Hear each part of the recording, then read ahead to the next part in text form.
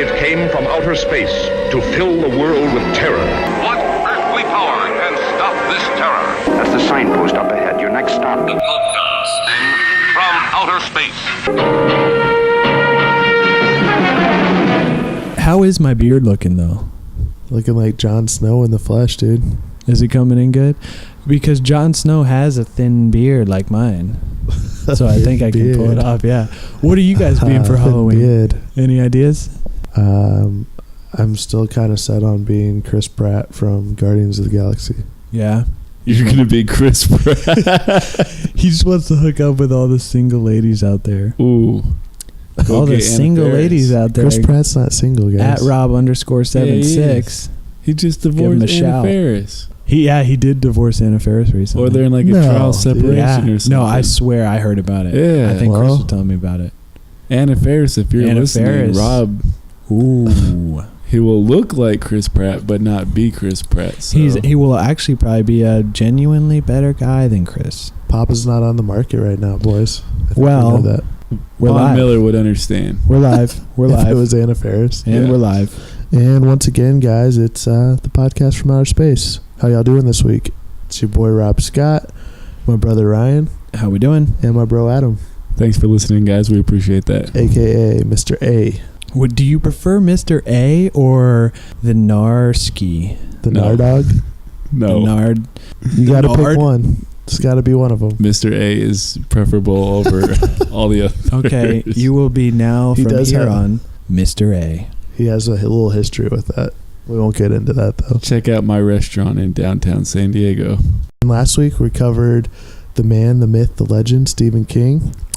This week, we're going diving a little deeper. We're going to cover it in all forms. We're covering the novel, covering the 90s miniseries, as well as the 2017 feature film. Yeah, so this is part 2 of our first 2-part episode. And we'll get into the novel first. So the novel, was published through Viking Press in September of 1986. And like we were talking about last time, this was the peak of King's drug and alcohol addiction. So when he was writing this novel, he was just blitzed off cocaine and alcohol. Galactically. Galactically fucked up. Crushing 2 cases of 16-ounce tall boys a day. This was King's 22nd book and 18th novel written under his own name. He had previously published 4 books under the pen name Richard Bachman. Now, if you guys were penning some novels, what were some names you might want to use if it wasn't your real name? I think my pen name would be Smokey Anderson. Smokey Anderson? Yeah, what about you? Dude. Mr. A. Well, that is your Mr. A. pen name. Max Power. So now, why did he use a pen name, you might ask? At the time, it was unacceptable. Like all the publishing agents thought it was unacceptable for an author to publish more than 1 book a year. They thought like the public wouldn't accept it. So, King, he's a savage when it comes to writing. So he's just churning out novels, and he thought, hell, I'll use this fake name. I'll publish these books. And he thought not only would he kind of get his way around that, but he would also see if, like, the classic, like, oh, that's only got published because it was this guy and he was famous at the time. Like they're going to publish anything from King, especially now. That's true, yeah. Like, he was trying to see if that was true. He says, though, his cover was blown before he was able to really figure that out.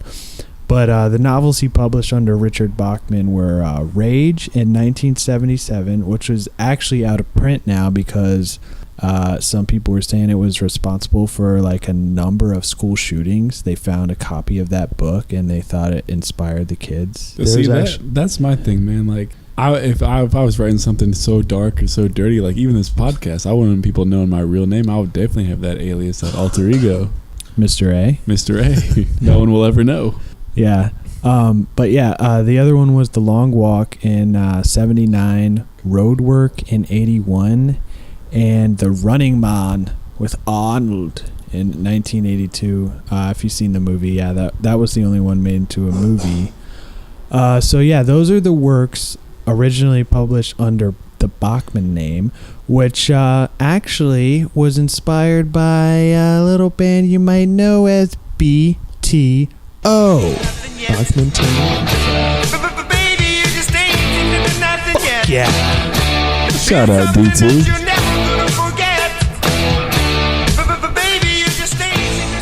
Classic. Yeah, actually, in my research, I found we're just throwing a little things in there that we couldn't fit in the last episode on King. But King is actually a huge rock and roll fan. He actually blasts bands like Metallica, AC/DC, the Ramones, and Anthrax when he writes, which I thought was pretty hilarious. Love Metallica, don't love them for the fact that they're Sharks fans. So actually, I pulled a few quotes from his Reddit AMA. He likes to chat with legendary rock stars about his work. He's a huge Ramones fan, and he said his radio station actually got them to play a concert in Bangor back in the day. He said they put on a great rock and roll show. They had dinner afterwards, talked about Pet Sematary, and the song followed. If you don't know that, Ramones actually recorded the song Pet Sematary for the credits of the movie, which also features Sheena is a Punk Rocker. And here's a little clip of Pet Sematary now.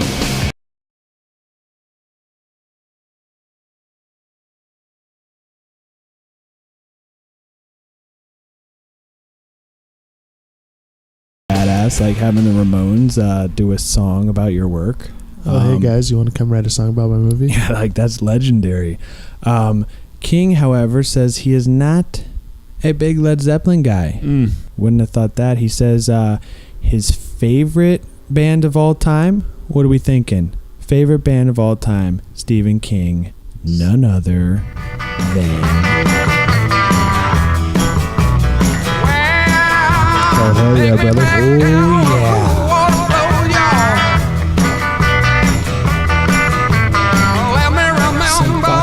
Classic. Some fucking CCR, brother. He says that's his favorite band of all time, probably, but AC/DC is a close second. Maybe the Temptations, the Stones. That would have been my guess, man. Yeah, don't even get him started. He says just not Led Zeppelin. Not digging the Zeppelin, man. Yeah, not a fan of the Zeppelin. He doesn't like people that steal other people's songs, you know? Ooh, so, shots fired. Yeah, and actually when I was doing this research on like some of his favorite bands, I found a list that somebody pulled of a bunch of songs that have been inspired by King's work. One of the most notable ones I thought was Metallica's Ride the Lightning. I actually never knew that. Was inspired by a line in his novel The Stand. And if we're strictly talking about it, which this episode's about, Gehenna, the famous Norwegian black metal band. Do you have any black metal on your iPod? Wrote a song called Deadlights, which is actually one of Pennywise's true forms, and it's from their 1998 album, Adamir on Black. And then I found this other one. I've got to play a clip for you guys. The name of the song is It the Gathering by Savage Circus. They're a power metal band, and the song's lyrics are essentially the plot of the book. Here's a clip from the end of the song. And here, just a warning, if you haven't seen the movie, it's savage. Don't listen to this song. Here it is.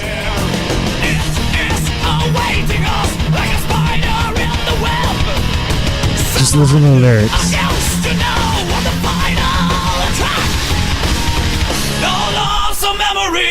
The gathering is fulfilled. Seven bound to the young. Forgotten love that brought us back.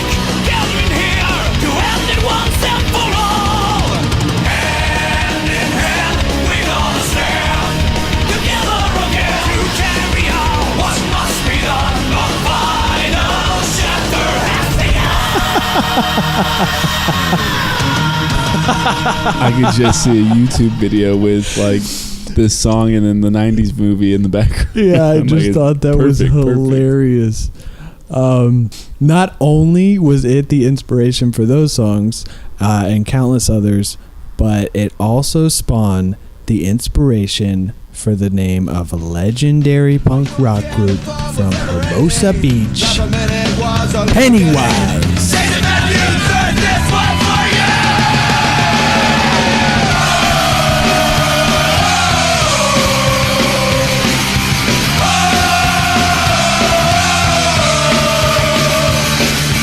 Yeah, everybody's heard that. That's we just got to take a second and just talk about the spread of the good old Mr. King's work.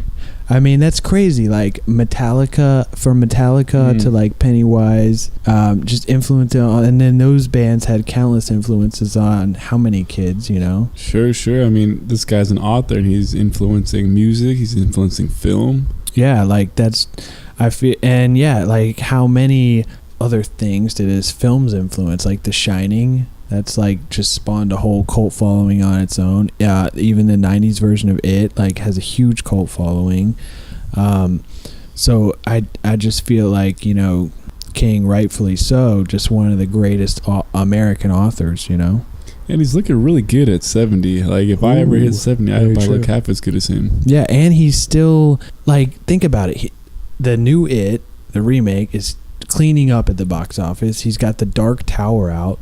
I read that like another Netflix original is going to be made from 2 of his movies. I think they're doing like a series and then a movie. They're supposed to come out like later this year, I think. Like still just killing it. You know, I once had a buddy who worked at a gas station, met Stephen King one time, lost 100 pounds the next week. True story. 100 pounds. Oh, that's just like his novel Thinner, if you've ever read that.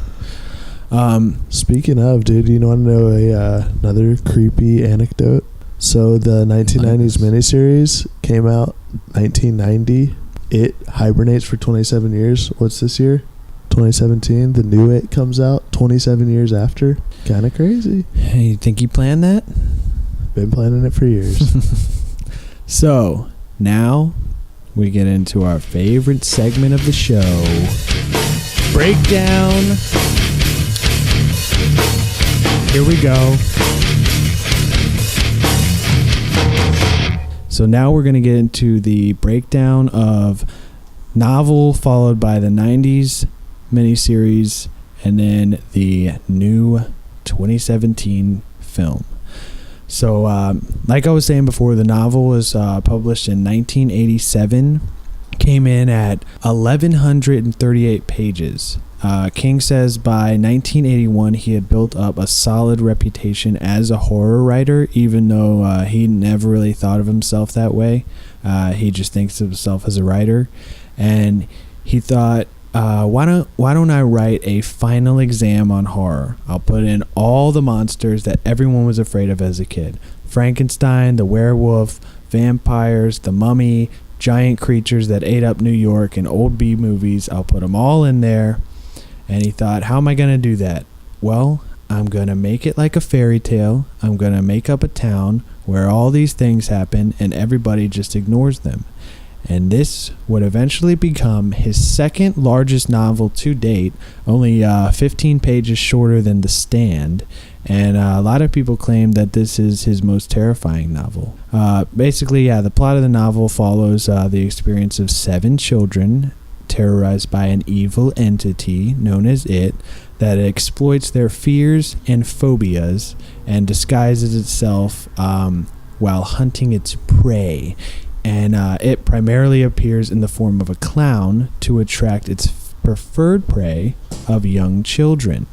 Bangor, Maine is where King got the setting inspiration. In the novel, the town is referred to as Derry, Maine. And actually, Tabby and Stephen King moved there while he was writing it. And King says he chose Bangor because it was a hard town with a real history. And he spent an entire fall just going around and asking people what they knew about various places that he wanted to include in the book. And he would just listen to everyone's stories in the town, which I feel like that's pretty badass. Just, you know, that's how you get a real feel of history of a place. Just go around, ask people, you know, what happened here? Like, what's the background of the story? Oh, yeah, man. Anytime I go somewhere, like, yeah, you got to do some of the tourist stuff, but at the same time, like, you talk to the locals and say, hey, man, what kind of stuff do you guys do? Like, where do you go? Like, let me hear about it. So I think that's pretty cool. Yeah. And like, who knows what the actual stories he heard are are reflected in the book. But yeah, so he says like he didn't care about the truth. He says all he cared about was what people believed. He only cared about the stories that were handed down from generation to generation. Because, you know, though, like, yeah, that doesn't matter if it's true or not. Those are the ones that stick with people.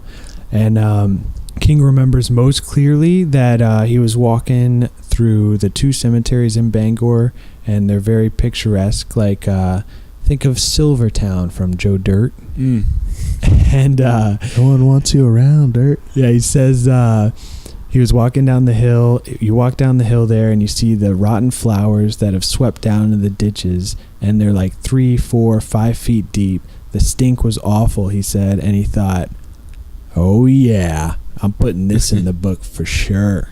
The inspiration, he says on his website, he's got a whole write-up of the inspiration for it. And he says that he first conceived the story in 1978, but didn't start to write it until 1981. And it's just like we were saying with the stories handed down from generation to generation.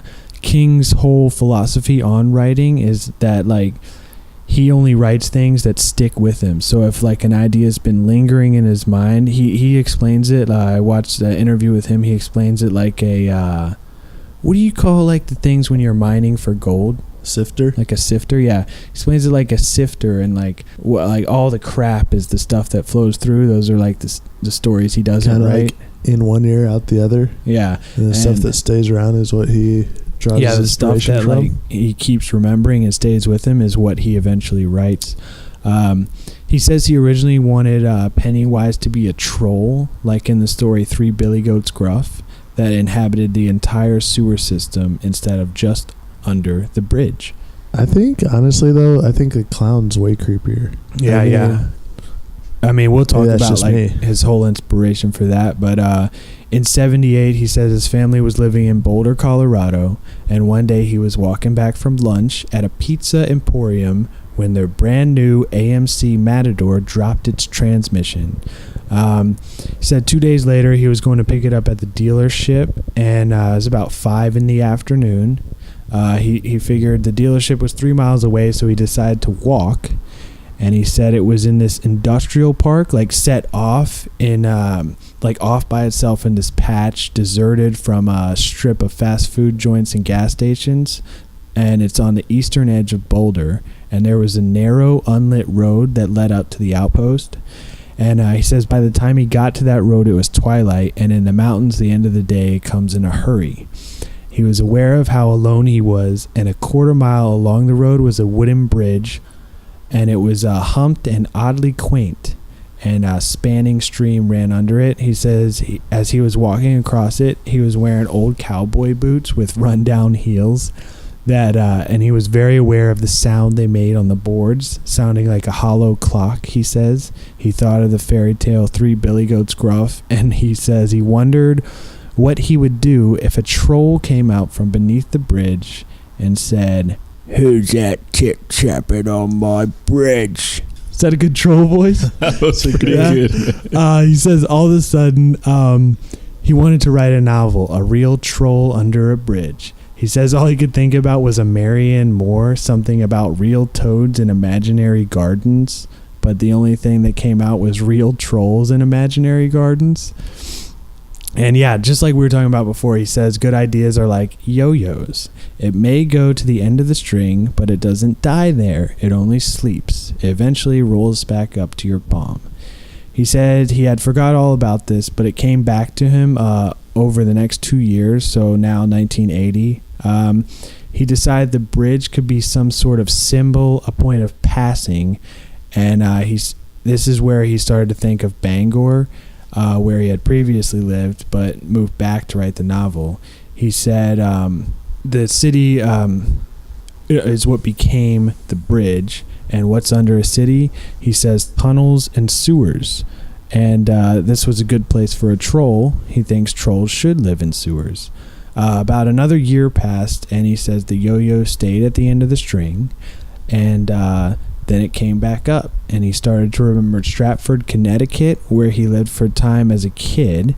And there was a library where the adult section and the children's section was connected by a short corridor. And he decided that was also a bridge one crosses. Every goat of a child must risk trip-trapping to become an adult. And 6 months later, he thought how a story might be cast and how it might be possible to create a ricochet effect, interweaving the stories of children and adults they become. And sometime in the summer of 81, he realized he had to write a story about the troll under the bridge, or it would leave him forever, and thus, the novel, was born. So a few of the themes in the novel are power of memory, childhood trauma, its recurring echoes into adulthood. That's like, I feel like a really big thing in the novel. And another thing, which I think is common in King's work, is like the ugliness lurking behind the facade of small town quaintness. I mean, this is almost like similar to the clown. It's like evil clown hiding, like he lures children as a clown, you know? Like you think of a clown as like a funny, goofy, and then all of a sudden it's got those fangs and it scares the shit out of you. Yeah. You want to get away for the weekend. You want to go to a small, quaint town. And little do you know, there's a clown living in the sewers. That's eating everybody. Kids especially. So here I just pulled a few parts of the novel that I thought were creepy. And I've got the chapters in there, so if any of you guys have the book or want to go check out these sections, you can easily do that. So one, I thought these are creepy parts that were left out of both movies, and I mean we'll talk about like why, but I think these are easily the creepiest parts of the novel. So the death of Adrian Mellon is from the second chapter of the book called After the Carnival, 1984. And in this scene, it's this gay couple is harassed and beaten by a group of punks, and they like push the one gay guy off the bridge, and Pennywise is under the bridge and eventually kills him, and just both the gay the one gay lover and one of the punks mention seeing Pennywise to the cops, but they just dismiss it, and the way that King writes this scene is just like crazy, and this is another theme in the novel that comes up a bunch is like homophobia, which was like a big thing in the 80s, I feel like, you know. You got AIDS popping up. Yeah. So another scene I thought was the Black Spot Fire of 1930. This is from chapter 11, Derry, the Second Interlude. And this chapter deals a lot with racism, and it shows the interaction between Henry and Mike's fathers. Henry is the bully. Mike is one of the members of the Losers Club. And it shows their time in the army, and the fire scene that King describes is crazy. Like, I mean, who knows? This could be one of those real life stories he heard in Bangor. In the novel, it was in the 1930s, and King does a really good job of just adding like creepy backstories to places that makes them seem more real, you know. And and here's the thing, guys. A lot of people forget this, but in the scene of the Black Spot Fire in the book, we got a cameo from Dick Halloran, homeboy in The Shining. Ooh. That's like coaching Danny. Like he can see him too, you know. Comes to like save him in the end, but ends up getting murked by Jack Nicholson. Yeah, he's got a cameo in that part. Yeah, a lot of King's books have like crossovers and cameos and stuff. Very interesting. I mean, we could do a whole nother episode on like the King universe. But so the next scene I pulled, this one easily like one of the most disturbing scenes. This is from chapter 13 titled Walking Tours. And in this scene, Beverly goes to visit her old house where she's looking for her real father, and you never really find out what happened to him, but instead she meets what appears to be a sweet old lady named Mrs. Kirsch, who invites her in for tea. And this scene is actually in the 90s remake, but it's not as creepy as King writes it. And I thought it was still pretty creepy. Yeah, it's still very creepy, but So Miss Kirsch in the novel apparently is named after Irvin Kershner. Directed a little film called The Empire Strikes Back. Maybe you've heard of it. Yeah, Maybe and you're familiar. it's actually mentioned in that chapter in the book. But the scene quickly turns dark as the old lady begins to transform into like an old decrepit witch, and her teeth turn yellow, and the house like transforms into a house made of candy, like a fairy tale. And the tea that Beverly was drinking turns into just like liquid shit. Ugh. And he writes this, like the way he writes this in the novel, it's just so like surreal and just extremely like creepy and unsettling. I mean, I just threw up in my mouth a little bit. Yeah, like just the thought of drinking that. I mean, that's like one of the things we were talking about in his last episode, like gruesome horror, like gag reflex, you know? I mean, the guy's got away with words. Yeah. I think we can all agree on that. And then, so this last scene we'll talk about, I mean, it's not included in any of the films, but this entire chapter is just hands down the most disturbing chapter in the book, and I think in any King book that I've read. Very fucked up. Yeah, this is chapter 20. It's the death of Patrick Hockstetter. And basically this walks through the character of Patrick Hockstetter, and it starts with Beverly accidentally stumbles upon the bullies, and she's watching them from a car, and she's like trapped because if the bullies see her, they're going to beat her up. And she's trapped, and she's watching them from this car. And, they're just like doing typical kid shit. Classic bully stuff, fucking dude. around this fire. And eventually...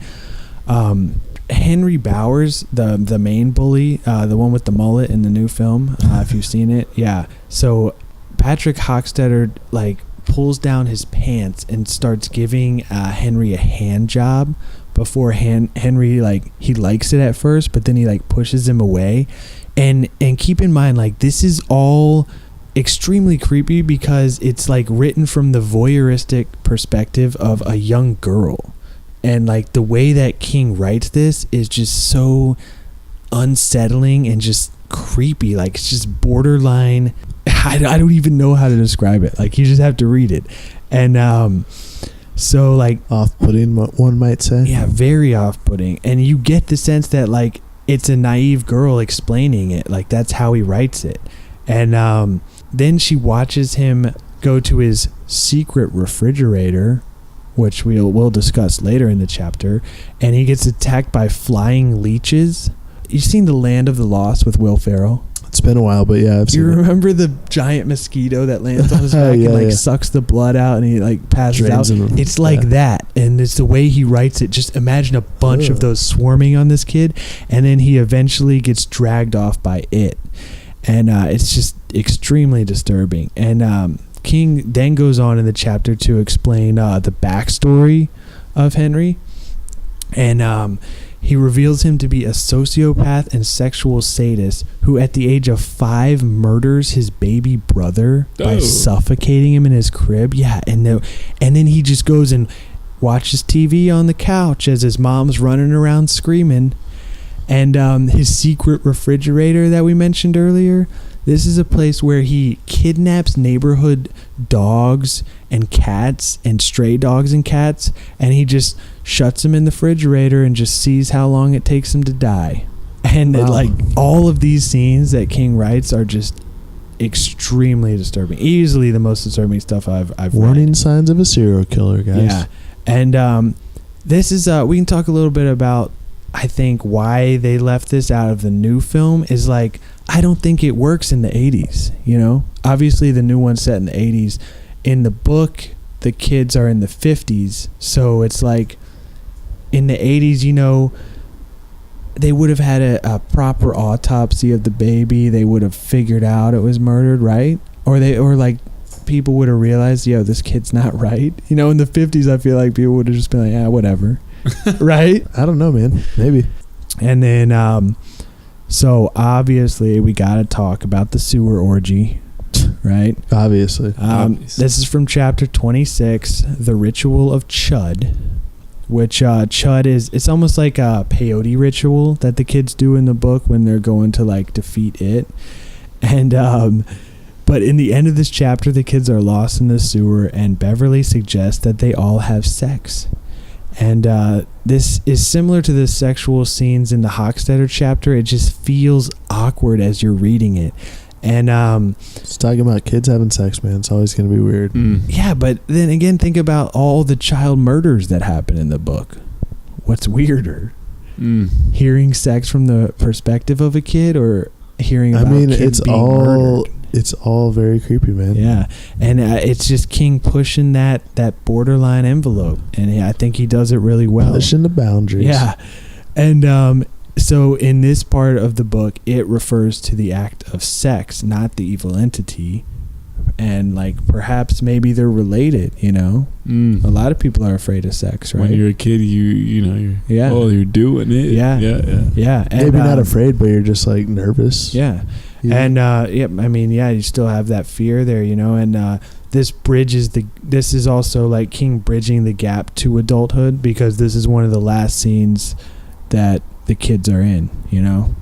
And then we got to talk a little bit about Beverly, the dynamic of Beverly being the only girl. I mean, we were talking about this earlier. Like, imagine if that role was reversed.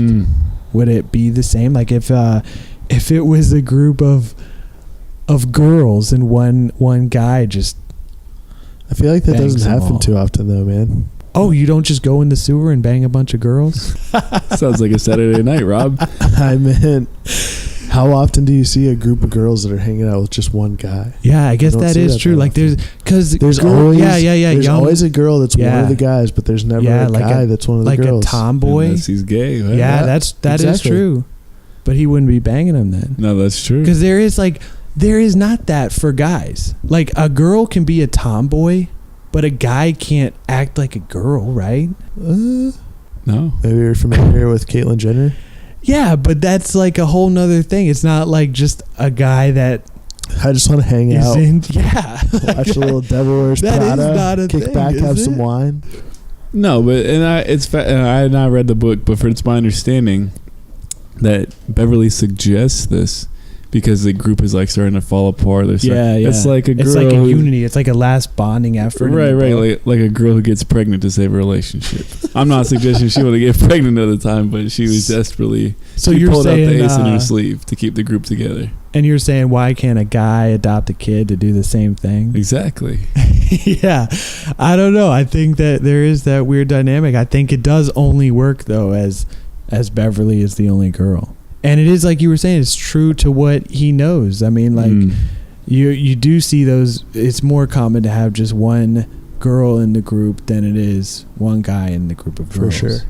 And I'm sure King didn't want to write. I mean, we talked about him being disturbed writing Carrie. I'm sure he didn't want to write another novel from the perspective of prepubescent girls, all girls. I mean, technically, parts of the novel are from that perspective, though. Yeah, but only one. Imagine if it was the other way around. All 5 of them were girls. So now we'll get into the adaptations. The original was made for TV movie. It was a 2-part miniseries. And it first aired in November 18th through the 20th in 1990 on ABC.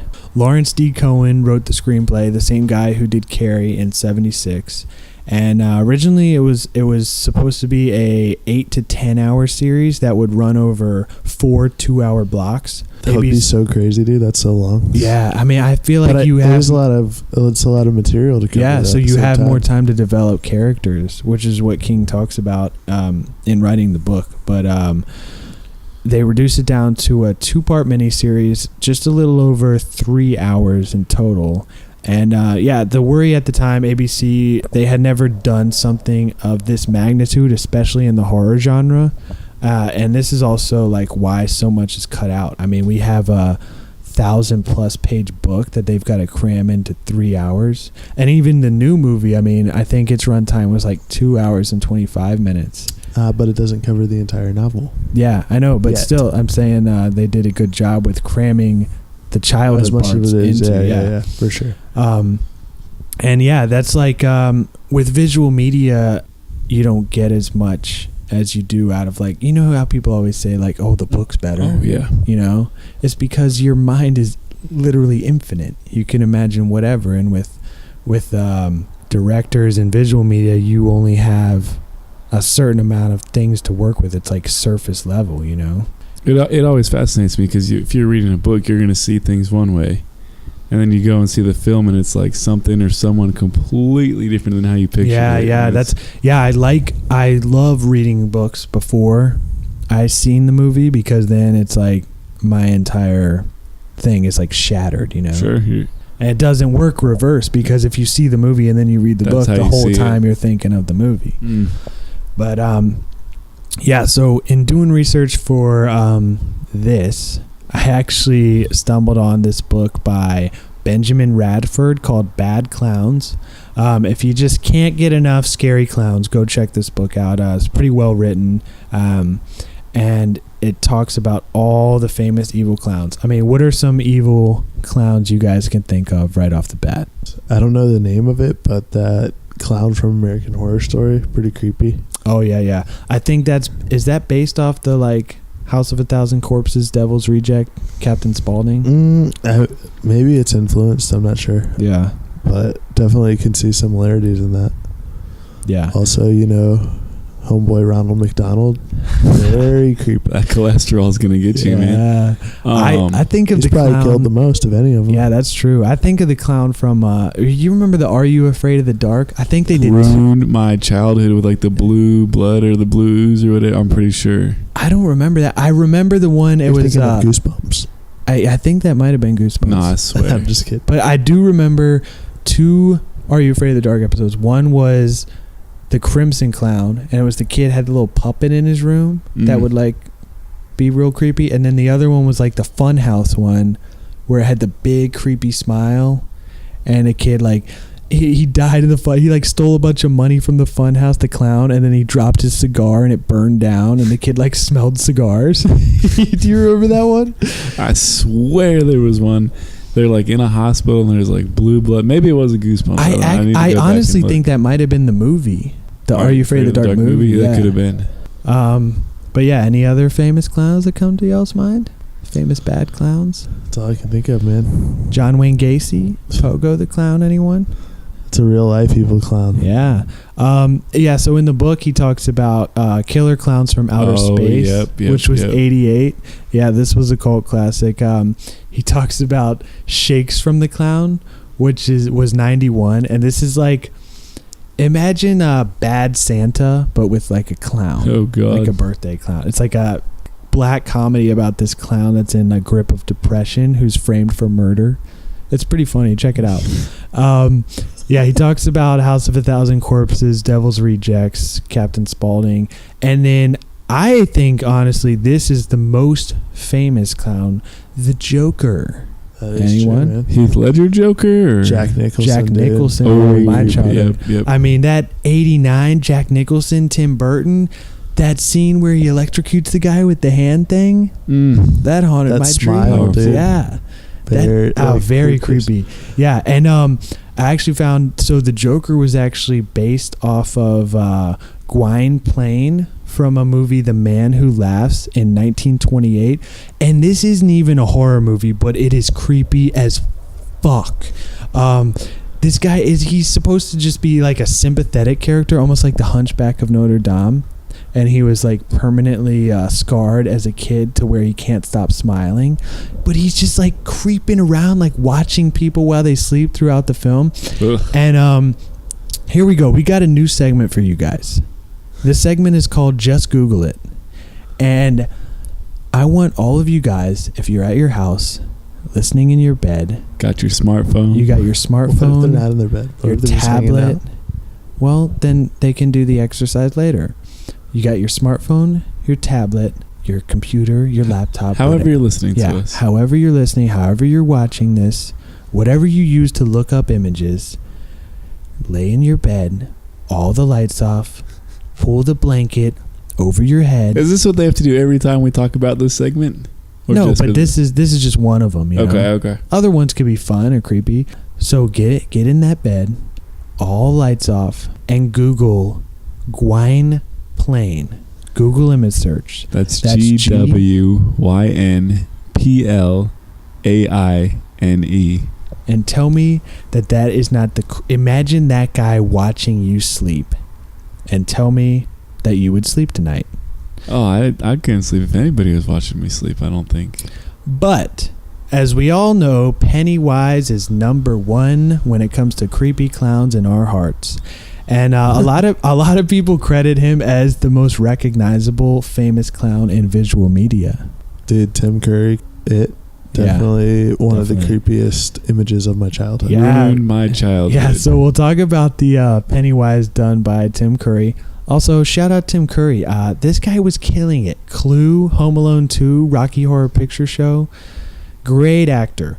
Tommy Lee Wallace, the director of the original, actually wanted like super elaborate makeup for Pennywise that got scarier and scarier as the show went on. But Curry didn't want to sit through the makeup session, so he was like, I can just make it scary with just the basic makeup. He was right. He nailed that.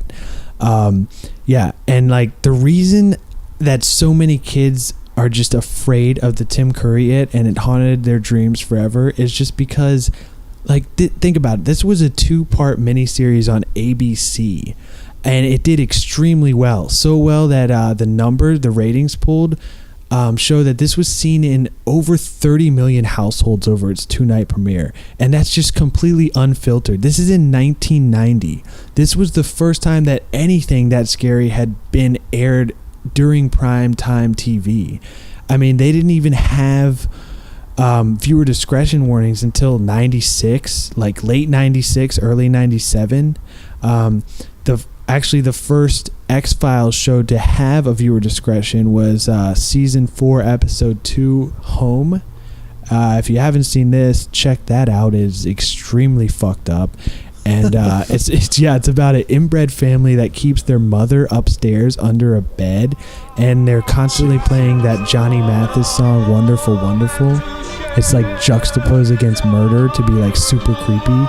And this was also the first TV show in America to have a TVMA rating on it, and the first show to be yanked from the air until 97. And just a little side note on that plot. The plot of that X-Files episode, the writers said, was based off an entry in Charlie Chaplin's autobiography in a scene he describes as while touring with a British musical theater. He says he stayed at a tenement home, and after dinner the family took him upstairs to meet their son, pulling him out from under the bed. The son, a half man with no legs, an oversized blonde, flat-shaped head, a sickening white face, and a sunken nose with a large mouth, flopped around as the family sang and danced. Jesus, that happened to Charlie Chaplin. That became this X-Files episode. That's a very disturbing episode, though. Go check that out. A little bit of a Goonies feel to it. Ooh, yeah, creepy. And that just goes to like the whole TV ratings thing. I mean, I feel like that's why a lot of kids saw it, because it was kind of like it was on TV, so it was just there. I mean, I remember seeing it on reruns. I remember also specifically Rob showed me it in Blockbuster. It was like the two VHS pack, so you knew it was long. And like in the day, just dude, the cover, VHS. Yeah. I remember him telling me about like a dog that was killed in it or something, which I don't even remember that scene, but I remember him telling me that, probably just to scare me, because he made up a lot of shit to scare me. But yeah, it just freaked me out. I mean, I don't know about that. Like, do you guys remember Blockbuster? Oh yeah.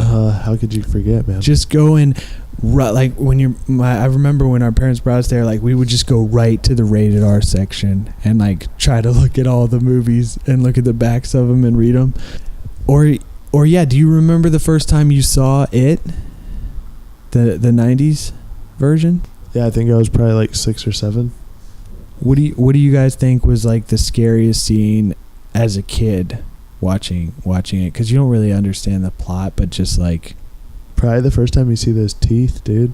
Oh, when he bites Georgie in the sewer. Yeah, dude, that shit was so creepy. Yeah, I always thought the Ruined creepiest clowns for me. Yeah, basically I was like, fuck sewers and fuck clowns. Are like, not going near those. I always thought about sewers like that ever since that movie came out. Really? And we had the sewer right by our house, dude. Yeah, I never thought of him like that, though. I remember the scene that freaked me out was when he's in the shower and the heads come out and it's like claymation. He comes out of the floor, you know? Yep. That always creeped me out. But, I mean, you watch that now and it's like almost comical. But it's still kind of creepy. I think claymation in general is creepy, or like stop motion, you know? Yeah, so, I mean, think about it. This was a show that, you know, kids could kind of, you know, you sneak into that room with the other TV and watch it when your parents are asleep. You know, did you guys ever do stuff like that? Man, Saturday nights was always early to bed so my mom could watch America's Most Wanted. And I know not necessarily a creepy premise on its own, but like I remember like sneaking out to the living room like, oh, what's she watching? Not in like that voyeur way like we were talking about earlier. Yeah. But then it's like, dude, these are bad men doing bad things to like kids like myself, kind of like it. So it's like, yeah, dude, that kept me up at night. Yeah, I remember we had a TV. Like I had a little TV in my room with like the rabbit ears, so I would get basic cable channels. And I remember specifically seeing, like, my parents watched all those crime shows like CSI and stuff. And I remember seeing previews for, I think it was like a Law and Order or something. And it was just like a gruesome, like brutal murder. And I was like, I have to watch this. And like I stayed up that night and like watched it. I had the blanket over the TV so they couldn't see the light coming out of my room. It was classic. But yeah, like this was definitely a TV show that kids could do because it was just on the air. Here's what I'm thinking, man. Like we see these, I mean, like you said, brutal murder, and you felt compelled to watch it. Is this horror genre that we have, like, is that something someone has to see in order to visualize? Like, back in the day, man, if no one had ever seen murder, who would know about murder or think about murder? You have to see something traumatic. So you're asking, like, who was patient zero for as far as murders go? I mean, in the horror genre in general, like, do you just naturally think of this stuff in your head, or do you have to witness something? Nah, I think, it's just like we were talking about with King's background. Like, he says nothing, like, super fucked up happened to him in his childhood to make him write fucked up shit. He's just naturally drawn to it and, like, is a good storyteller. I don't think it's necessarily, like, you don't have to see it for it to inspire you, if that's what you're asking. Like, some of, like, all right, think of, like, Saw or, like, Hostel. Like, I would never think about cutting somebody's Achilles like that. Yeah, well, some people are more fucked up than you. I guess so, man. But I mean, I don't. Something that person finds interesting. Into Maybe they're not necessarily like a serial killer, but they're like, "Ooh, this is kind of cool to me." Yeah, like I have a morbid curiosity. Weird, I like watching documentaries about serial killers and stuff. I myself would never go like murder someone. Yeah, man. Like I love horror movies. Like Halloween, probably like my favorite horror movie of all time. Von Miller hates the shit. I'm never gonna be able to watch a horror movie with her, probably. It's just, you know, different strokes for different folks. Yeah. So getting back into old Pennywise, in a 2013 interview, King said that he came up with Pennywise as a clown because he thought, hey, what scares children more than anything else in the world was clowns. And a lot of people, including Conan O'Brien, say that King came up with the scary clown idea. Even though King denies this, he claims he only popularized it. But one Pam Moody of the WCA, that's the World Clown Association, says... That's a real thing? Yeah, this is hilarious. She says that it is to blame for giving real-life clowns a bad reputation and costing them jobs nationwide. She said most critics are cynical assholes. Yeah, she said especially with all those clown sightings back in 2016. She cites an incident where a member of the WCA arrived early to a child's birthday party and was waiting in a car, and she looked up and there was 4 police officers surrounding her. And Moody says, someone in the neighborhood called in a clown sighting. That is hilarious. Just this lady in her car waiting to do a child's birthday. These cops are on her, just like, it's a clown. This was a genuine fear, though. I remember, like, they were talking about shutting down schools because down the street there was like someone in a clown costume. Maybe it was this poor woman waiting to perform for a children's birthday party. But yeah, like, kids were scared to walk into school. Parents were keeping their kids home. Yeah, from like school she says they canceled, like, they had birthday parties booked and people were canceling on them. You know, that's like, maybe these cops will just start shooting these innocent clowns. Clown lives Clown matter. lives matter. Dude, have you seen some of those videos though, dude? Of Very, like the creepy clowns? CCTV ones. Just like out in the middle of like an abandoned street, or like just a street at like 3 a.m. It's just one solo clown looking creepy as fuck, dude. That shit's but you know, scary. it's just kids being kids. So, kids being kids. Okay, this is actually hilarious. I have to read this whole thing. I'm going to do it in my best JFK voice. This is a statement from the WCA. The World Clown Association, they actually released a statement on scary clowns. Statement in full. They say, "We at the World Clown Association are proponents of positive, family-friendly entertainment. We believe the art of clown is something to be treasured and enjoyed by audiences worldwide. We bring a happy, joyful, creative, caring, positive, and fun experience to our audiences. We understand that some people enjoy the horror genre of entertainment, but we find that many people are confronted by images of horror characters impersonating clowns and are startled by them, which is obviously the goal of these horror characters. In my opinion, these horror characters are not clowns. Even the character in the movie It should be understood as a fantasy character and not a true clown. Just as a haunted house event may have a doctor wearing a surgical gear, carrying a bloody chainsaw, people need to understand that this character is not a real doctor. He is a person portraying an evil character in order to scare people. In the same way, people dressed as horror clowns are not real clowns. They are something innocent and wholesome and perverting it to create fear in their audience. Please understand, just because someone wears a rubber Halloween mask, that does not make one a clown. The horror movie character Jason wears a hockey goalie mask, but people would be mistaken if they actually thought he was a hockey player. We disavow any relationship with these horror characters. We stand with our safety officers who call for an end to the traumatization of individuals and communities by horror characters in public. Anyone making a threat of violence should be arrested, whether the person is wearing a mask or not. This is clearly not the act of a professional clown." Can I just challenge every listener to spend tomorrow, maybe for an hour or so, just talking in a JFK voice for as long as you can? I mean, that was kind of hard to do. That was but good. What I gotta say is, guys, expected, honestly. guys, I mean, give clowns a break out there.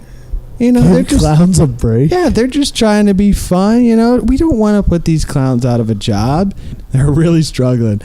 But Did you go to clown college? so I pulled a history of clowns and how they have always had a dark side to them. Ugh. So WCA can go ahead and shove it, blaming Stephen King for the corruption of clowns when they've always had a bad side. So there was this guy. This guy. Yeah, his name was, help me out on this last name, Joseph Grimaldi. Grimaldi, that sounds good. Looks good. Joseph Grimaldi, also known as Joey the Clown. Hey, I'm Freaking freaking Joey the clown Clown, over here. you know? You know, it's freaking Joey. Invite him over for dinner. Over here. It's a clown.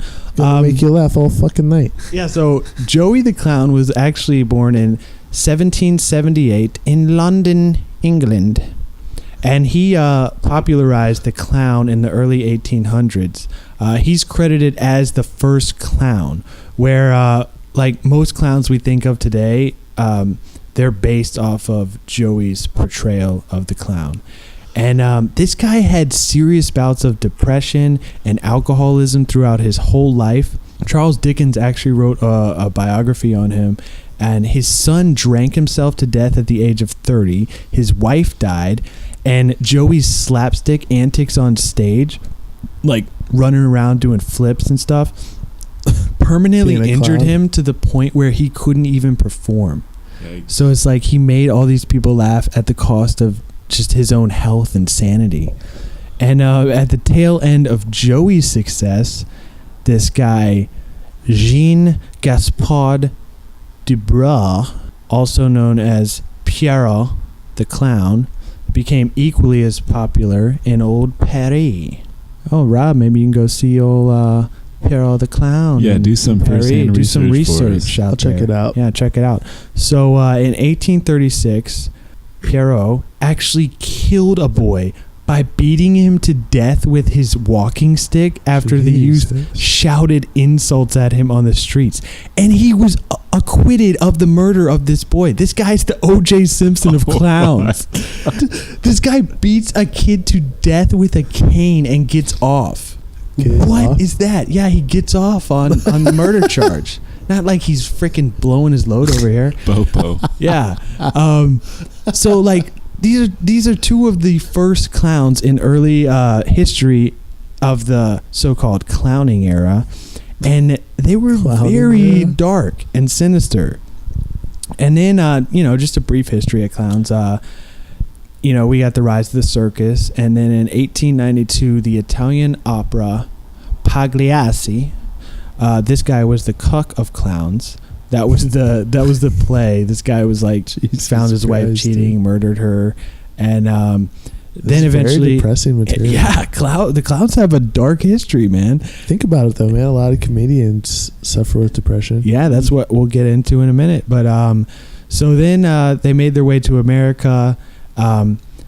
Then came, the carny clowns, the clowns of the Great Depression. These are the guys riding around in the railroads and everything. Yeah, like the hobo clowns. You see them with like the red cheeks and like 5 o'clock shadow, smoking a cigarette. Then Bozo the Clown became like super popular in the mid 60s with the rise of TV and clowns. That's when clowns really took on like a symbol for kids. And then by late 70s, early 80s is when you got Gacy doing all his murders, and his trial was in 80. And then, King writes It. And this was when clowns became more and more used as the horror juxtaposition that is also familiar. And, this is like the classic clown archetype, just like, Rob was saying, it's like funny on the outside, but truly they're very sad. Like, and this scene, clowns started off as like entertainment. Like Joey worked in a lot of theaters, and it seems to be an archetype for just entertainers in general. I mean, look at homeboy from Linkin Park, Chester Bennington.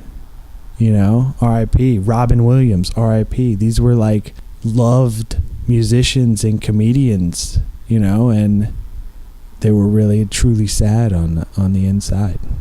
And this reminds me of this joke that this is a version from the Watchmen comic, and he's credited with writing this, but it can be found like hundreds of years before Watchmen came out, and it's everybody's heard this joke. It was going around a lot on Instagram when Robin Williams passed away. It's like the guy goes to the doctor, says he's depressed, says his life seems harsh and cruel, says he feels alone in a threatening world where what lies ahead is vague and uncertain.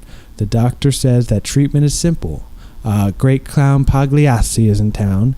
Go and see him. And that should pick you right up. And the man bursts into tears and says, "Doctor, I am Pagliacci." Ooh. But, nobody said it better than my man Smokey Robinson in 1967.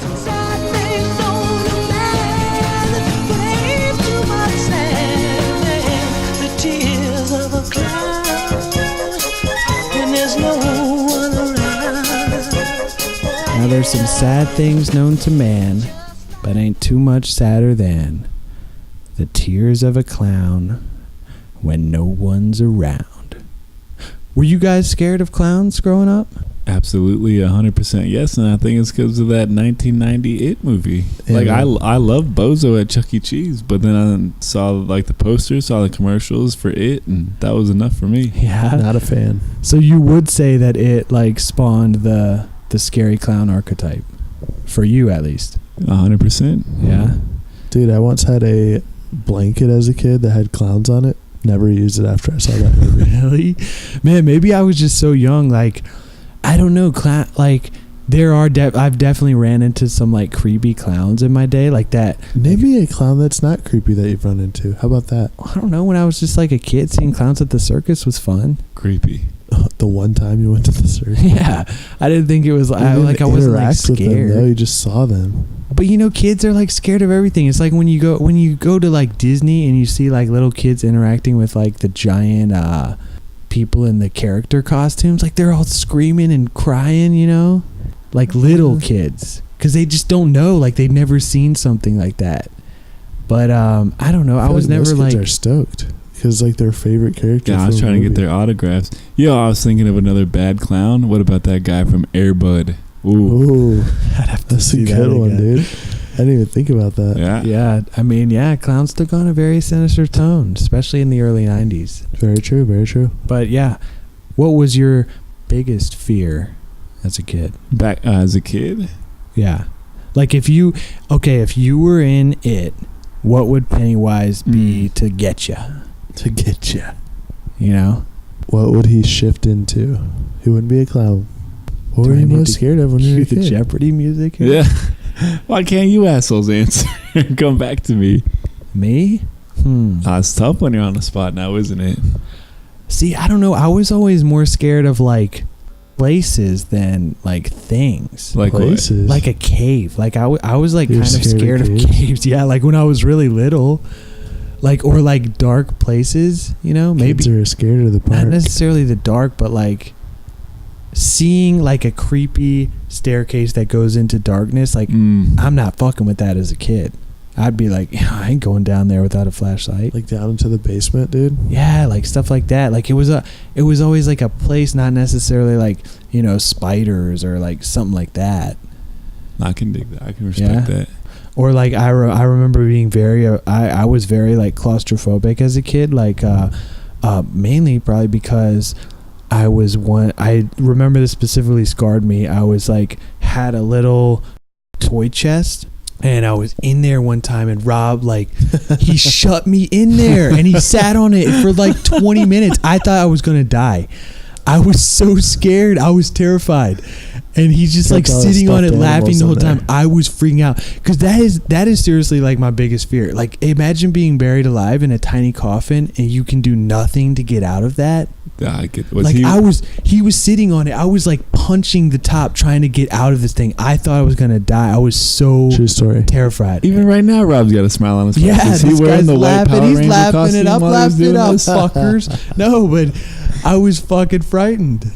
But yeah, it's always like more of a place thing, not necessarily Hey Ryan. a one thing. back. Yeah, fuck yourself. What about you? What was your biggest fear? When I was really little, I used to be scared that people were going to break into the house. Remember that? Oh yeah, I remember that. That's legitimate. Some fear. robbers, dude. That's Yeah, he had legitimate like fear. mask robbers. He dude. had the like biggest room, the room over the garage, but then I can't remember like what he watched, but he was super scared of those back stairs. He thought bad guys were gonna come up and get him, so he like made my parents like switch him rooms. Dude, I was like 6 years old. That's a Fuck legitimate fear. That's like something you can still be. You just said you were scared of stairs that go into the dark. You would have been scared too. Yeah, I didn't have that room. I didn't want it. For a reason. Yeah, I'm not an idiot. Well, maybe you shouldn't have been sitting in that toy chest then. So what do you got as an answer? Nothing scared Adam. Nothing scared you? Yeah, So I'm the very fearless. little toaster. I think my biggest fear probably would have been like getting kidnapped. Like Really? Same thing. dude. Damn. See, Robbers, that's like real life kidnapping. fears. that's though, what I'm you know? saying. That's nothing like out of Fantasyland. I remember. Do you remember that "Don't Look Under the Bed" Disney Channel movie? Yep. That shit. Yep. Oh yes. Okay. The Boogeyman. Here we go. This is the thing. Where if I was a kid, that it would have been Nosferatu. I remember seeing Nosferatu, the fucking vampire movie. My dad let me watch that when I was like 4 years old. Scared the fuck out of me. Those long fingers, and like when he comes out of the coffin, and that they had a "Are You Afraid of the Dark" episode on that. Shit myself. I actually tried watching it like last week, and I was just like, how the fuck was I scared of this? Right. It's way different when you're I know, that's what I'm saying. Yeah. But Nosferatu, that's definitely what Pennywise would have morphed into for me. Remember that one when they when their parents turned into aliens? Wasn't that a Goosebumps when they're at the boarding house?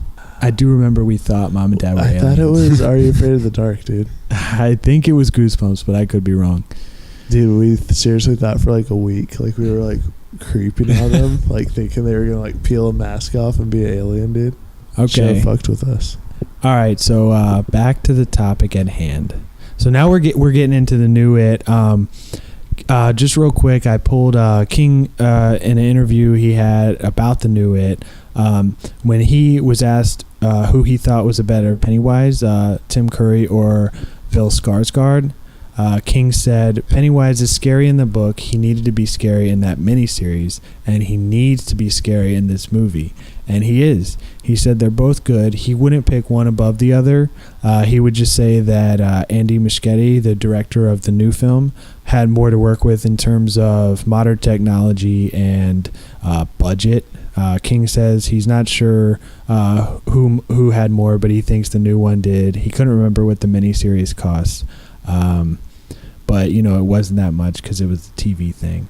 But I actually pulled the budget for the miniseries. ABC, though, man, they gotta have some cash. Yeah, that was actually $12 million, and that was back in 1990. The new It had a budget of $35 million. And which it easily made that back in opening night. Yeah. So now we'll get into the 2017 version. Runtime coming in at 2 hours 25 minutes. Directed by Andy Muschietti. And his only feature-length film before this was Mama in 2013. Also creepy. Yeah, very creepy. If you haven't seen that, check that out.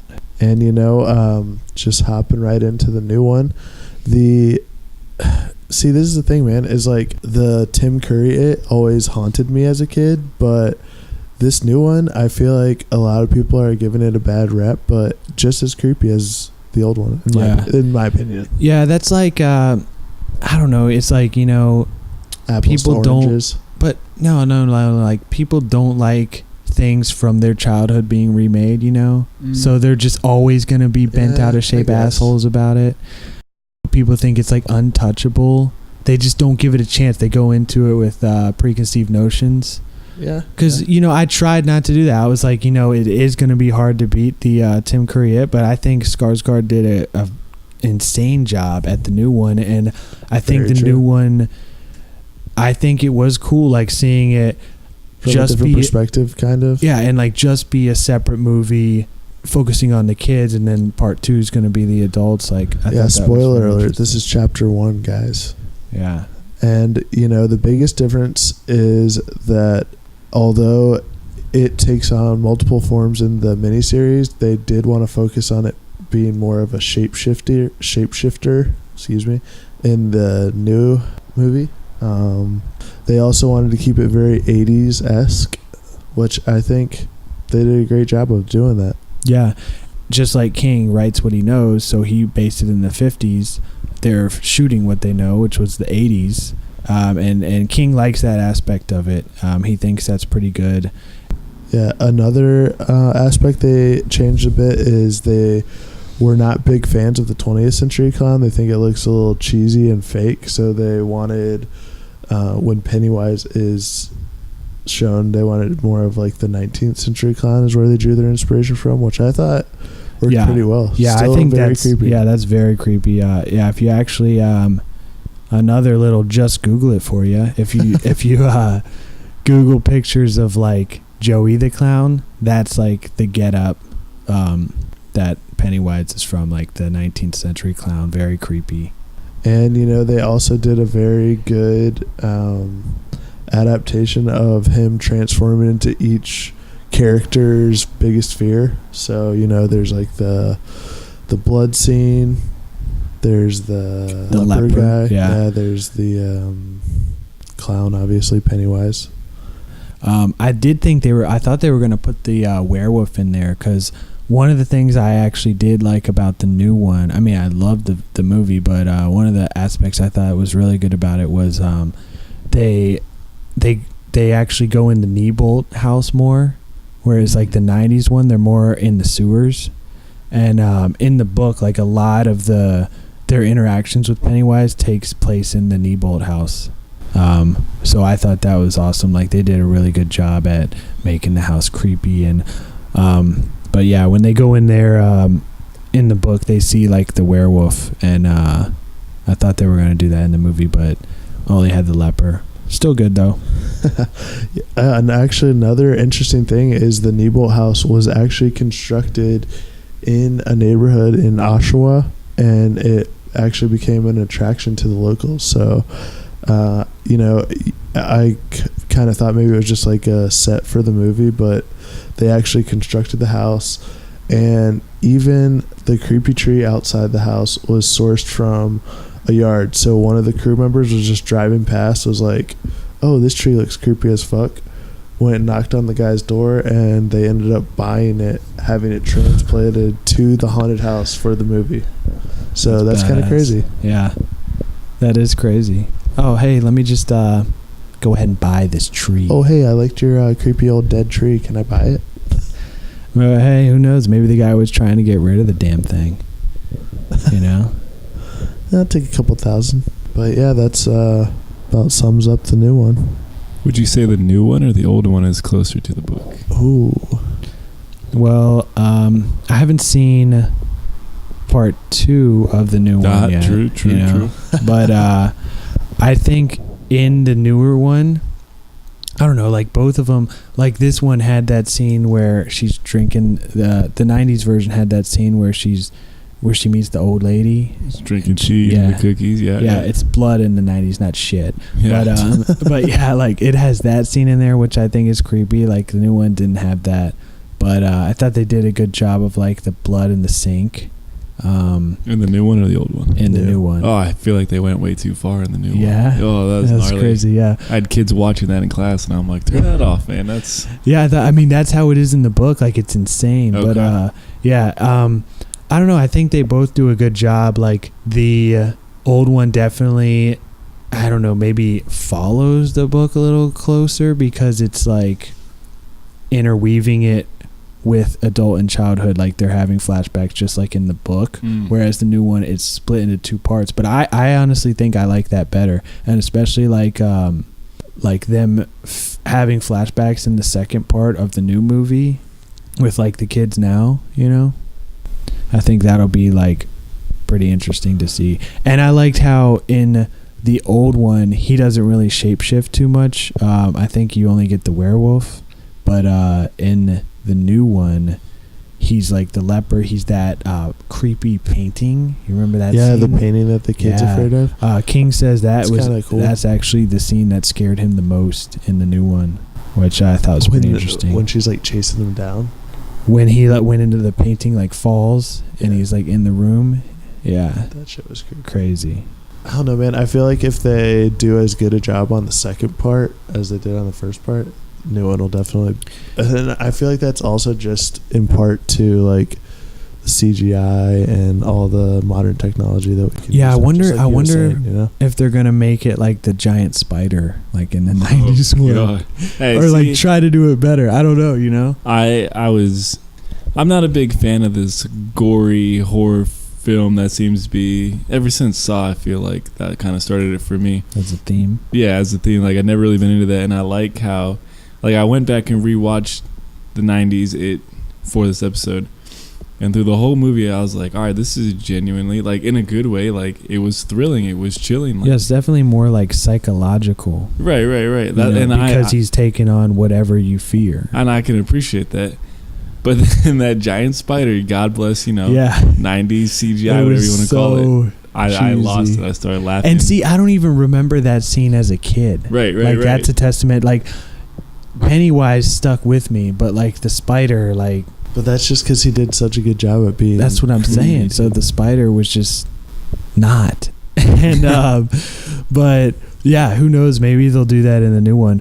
And I also think it's cool that they split it up into two because just like King with the book, it's like the reason that, like you were saying, as you watched the 90s one and it was suspenseful, it was scary, like you're spending a lot of time with these characters, so you're like, oh yeah, you see these kids grow up. Like when you're reading the book, you see them growing up and you're like, yeah, like I actually care about these characters. I don't want them to die, and it's just makes the suspense that much better. So I feel like with the second movie will probably be even creepier because you're going to have that much more character development and that much more suspense built up. Do we want to do a couple shout outs to round this out, boys? Who do we got? We've been getting some 5-star reviews, so shout out to anyone that left us a review in the past couple of weeks. We really appreciate that. Appreciate you guys tuning in, checking us out. I actually want to give a shout out to you guys. You know that, like I said, the horror genre is not my favorite, but you guys said, suck it up, take one for the team, watch this movie, and I enjoyed it, so I appreciate you guys. We're now on Instagram. It's at Podcast from Outer Space, guys. Keeping it simple, keeping it classy. Also, we switched email accounts. We got podcastfromouterspace@gmail.com. Correct. T-shirts coming soon. Yeah, T-shirts coming soon. Stay tuned on that. Bon voyage. See you on the next episode. Keep it creepy. Thanks for all the fish. We love to hear from you guys, so keep it up. Thank you so much.